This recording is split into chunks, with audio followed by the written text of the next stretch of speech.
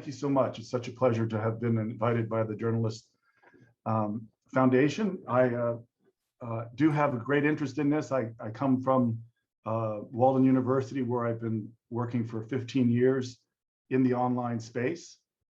I'll share a little bit about Walden itself.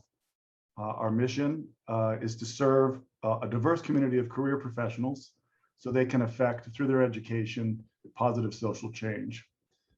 We design programs and serve motivated adults or working professional learners, and it is our desire to see our alumni, over 160,000 of them, in the world, helping to create positive social change. We've been doing online work or distance work at the doctoral level for over 50 years. We're a certified benefits corporation. So I asked Michelle earlier about how Benefits Corporation works with helping support their work, and was really interested to see that they have in fact collaborated with Benefit Corporation. Walden has currently 55,000 students from nearly 120 nations, 80% of which are women, and we're a majority minority population with respect to our students. So we have lots of people throughout the entire world that are learning with us, many of which at the doctoral level are doing research on the very issues we've been discussing throughout today. So through the panels that we looked at earlier and listened to, including panel 1, which addressed the really importance of SDG 16 and having effective institutions, we also saw in that panel a real focus on 17, SDG 17, how do we integrate things? A couple of the speakers talked about how important it is to see the SDGs within a systems context. And this is a rendition of how my research has led to thinking about the SDGs as a recursive series of cause and effect inputs and outcomes. And of course, at the very baseline, in order to get to these full, rich goals of clean environment and climate change improvement, we really do need an effective base from which to work. And that comes clearly from having access to and the ability to benefit from quality education, which is in and of itself a very main institution that needs to be working with other core institutions effectively to have this fair polity. Of course, that then provides a basis for having skilled people help build our economies.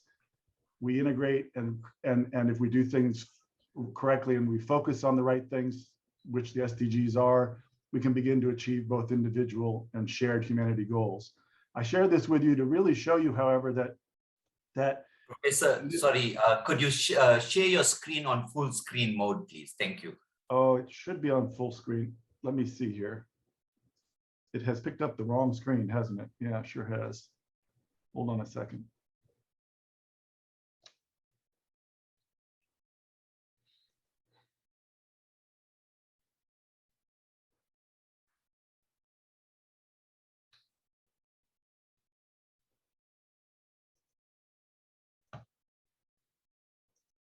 Okay, it seems like it's not happening. So maybe you should continue.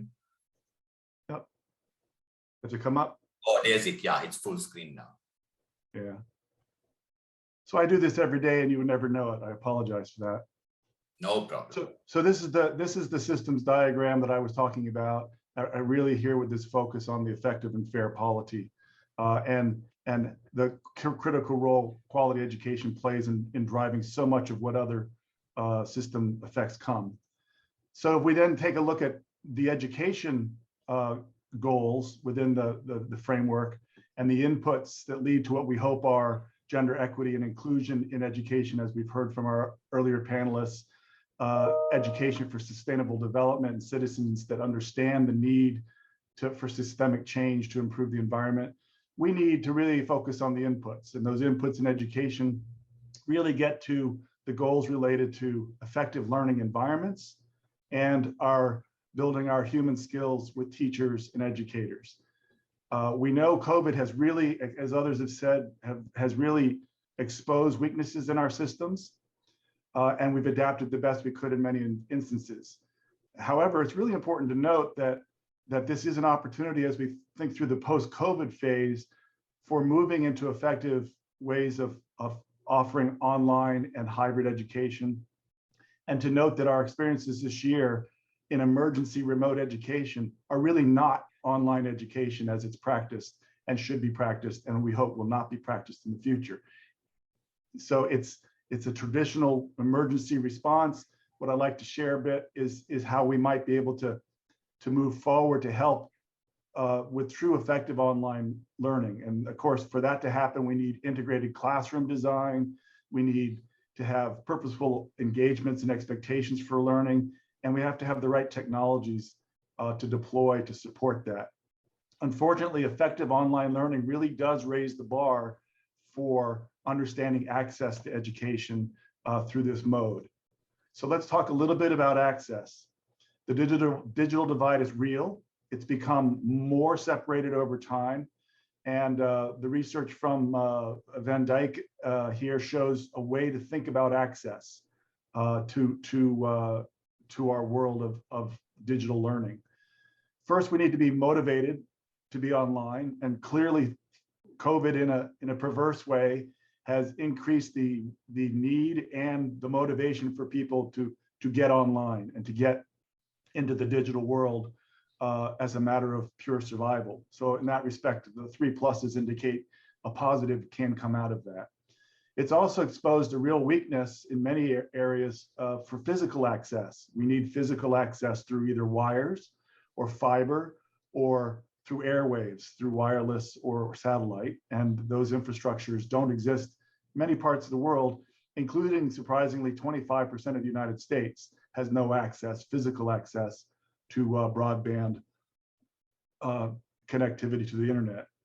Likewise, you have to have the skills, both strategic level, informational, and operational level to operate if you do have access to technology. And then finally, you need usage access. You have to have applications and bandwidth access, either broad or narrow access, but you have to have the appropriate kind of scalable applications and tools that will get you what you need. That is, if you will, the software side of it. All of these have to be in play to really be effective in the online world in digital education. So what I'm proposing, and Vivian talked about this earlier, is that really we think not just in one mode, but in 3 modes: online, hybrid, and on ground. I would suggest that in the nearer term, post-COVID, hybrid will probably be the most interesting approach to take, and I'll explain why here in just a second. So we really identified 2 bottlenecks in our discussion so far: this sort of access bottleneck and the disparity that exists across a globe with respect to access, as well as a bottleneck in having skilled online educators who are working outside and beyond the emergency remote education perspective. And that, by the way, exists at all levels of education, from the earliest to doctoral education.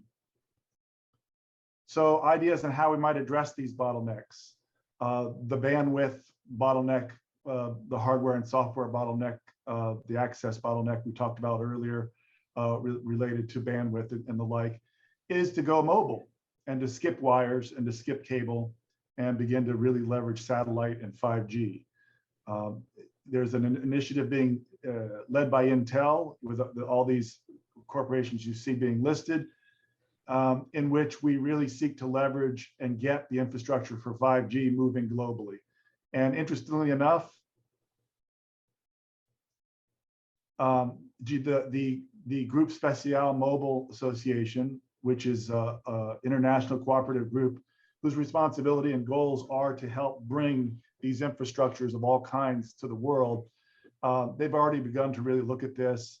And you can see 5G already in 2020 being able to penetrate and working towards penetrating in much of the world with opportunities to move forward as well.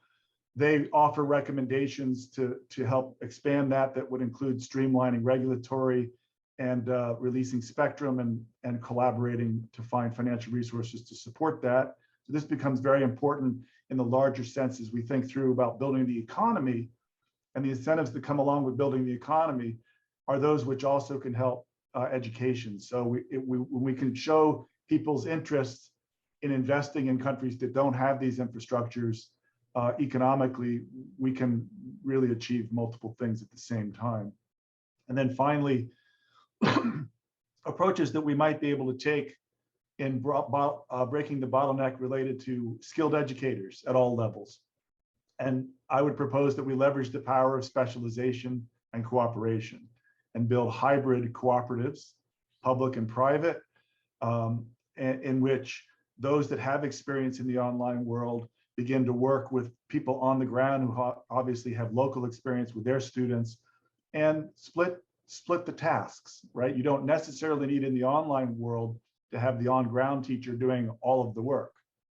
So you can begin to leverage instructional design teams and experts that really can bring the curriculum to the world, like Khan Academy is doing, and help train the on-ground teachers to facilitate the partnership with the experts as they themselves begin to develop professionally, as Vivian noted.